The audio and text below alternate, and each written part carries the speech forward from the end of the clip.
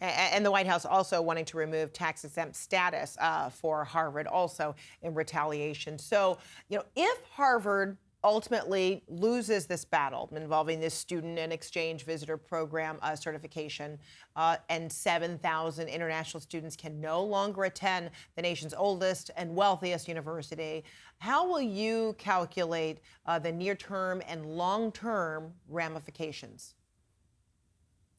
Well, it's profound in terms of damage to scientific progress, to the academic inquiry, to academic freedom, and then ultimately to the tradition of universities and colleges being able to govern themselves.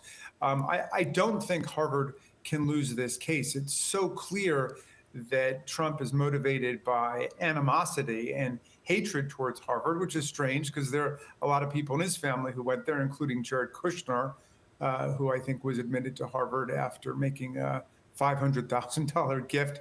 But in any event, there are people in his family who are graduates of Harvard, like he's a graduate of Penn.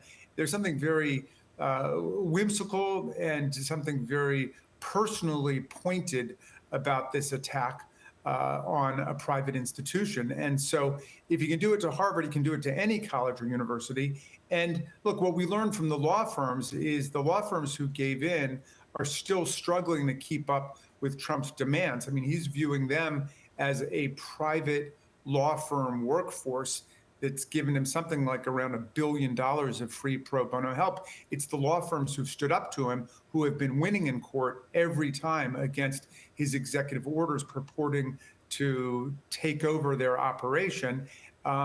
And he had said that there were law firms whose lawyers wouldn't be allowed to go into federal buildings, including federal courthouses, because Trump didn't like one lawyer who used to work there.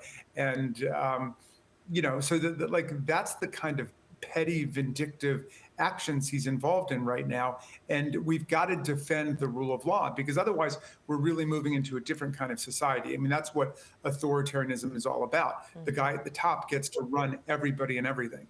And is that ultimately, in your view, the goal of the White House? I mean, or is there another, mission here as to why this White House is targeting Harvard, other Ivy Leagues, and potentially other institutions across this country?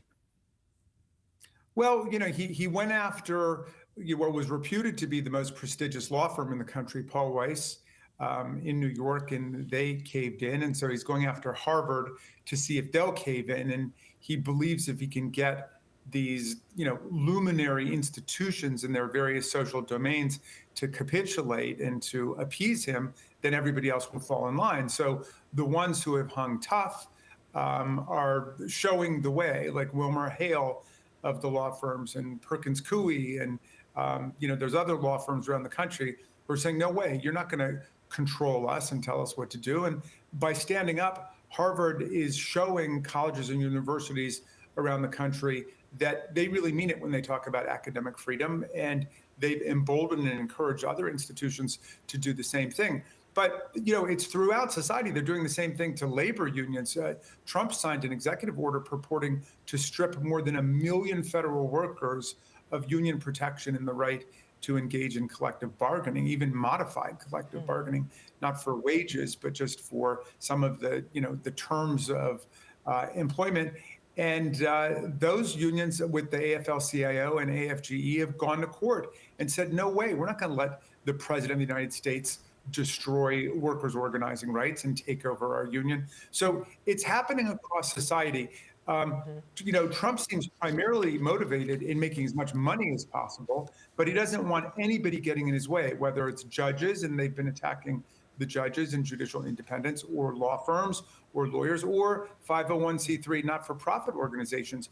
They have, in this most recent legislation, they're trying to power through Congress. They're trying to give the president unilateral power to describe a not-for-profit 501c3 organization as a terrorist supporting organization, then to cut them off. They could cut off the ACLU. They could pick any not-for-profit in America and without any real due process, just decree them a terrorist supporting organization.